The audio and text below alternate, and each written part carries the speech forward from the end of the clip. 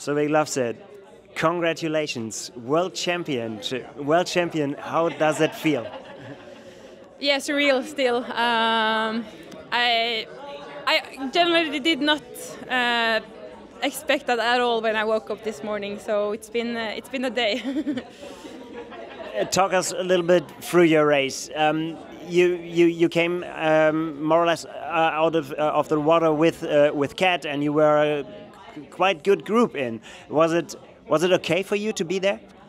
Yeah, I had a little bit mixed feelings about the swim because I was definitely much further back than I would have wanted, like in terms of the time to the front. But I actually had a really crazy swim start because it was this paddle board right in front of me. So when the gun went off, I think they were like trying to get us a bit like, so we were like a bit in front of the boys, so they were trying to get us a bit back, but I don't think he had heard that it was like 30 seconds to the start was going off. So he was just right in front of me, and I was thinking like, he can't be there, the gun is gonna go off any minute, and the gun went off and he was just right in front of me, and I think I actually ended up jumping, like climbing onto his paddleboard and over it, and I almost like pushed him off, and I was just like, this is not the start I was expecting at all. And then I felt a bit in the back foot already from there, so I really would have liked to have been like maybe a bit further up. I felt really good on the practice swim, so I was thinking like, oh, maybe I'm gonna have a good swim this year.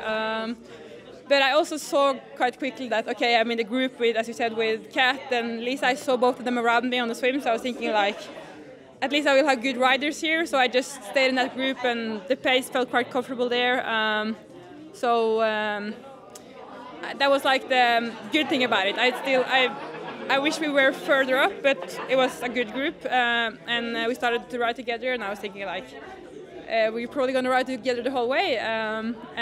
Like if I'm able to stay on, that was my thought before the race, and suddenly I got a gap, and it wasn't intentional to get that gap. I was just like taking a pull on the front, and then I was after like 10 minutes maybe on the front, I was starting to look like, can somebody else pull now? And then I just saw like, oh, they're not here, and then I was like, oh shit, what? I did not expect that, and I was thinking like, I must have a good bike day then if I can get a gap without even trying actually. So then I just sort of went for it a bit on the bike and got a bigger gap than I had expected. Yeah, on the run I was starting the run in third place, and I was thinking like, if I can stay here in third place, then I'm really happy. And yeah, it was so much thing happening in the race. So first Lucy stopped, and it was definitely not fun seeing her on the side of the road like that. But then suddenly I was in second, and I was thinking like, okay, second is even better, and really happy with that. And then suddenly Taylor also stopped, and it's not the way you want to overtake people, like both of them just like sitting on the road, but it's also about pacing yourself, and I guess they pushed each other really hard, both of them. But yeah, then it just was really unexpected to suddenly be in the lead, so yeah. Was it a little bit frightened that said, okay, now I'm in the lead, I have to bring this home?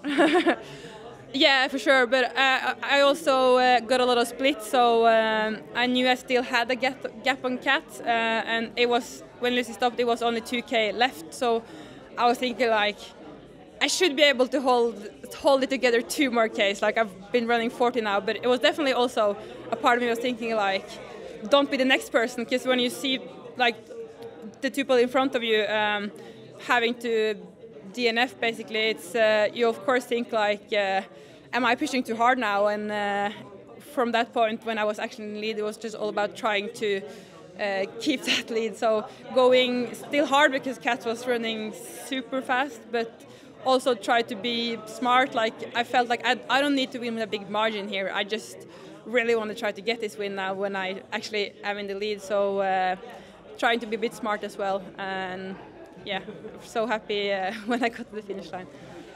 You said already that you didn't have the thought about becoming world champion, but yeah, what was your actual goal? Because everybody was talking about the Norwegian thing and stuff like this, but what was your real goal for this race? I think I said also in the press conference that it would be really cool to get on the podium. So that was like a dream goal I had. But I also was thinking like just to get on the podium, I need to beat so many very strong girls. So that was like, yeah, the dream to get on the podium. And I was thinking like I couldn't really see how any scenario where I would actually beat all of them. Like so that was why, yeah, podium would be really good. But the race definitely played out in another way than I was thinking it would. What do you think? What will this title mean for your career now? You're the world champion.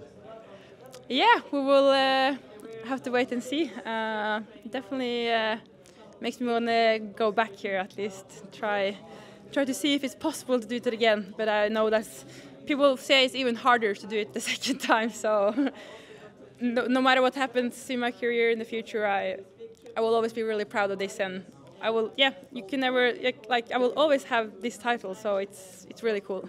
And you can be really proud. Thanks a lot. Thank you.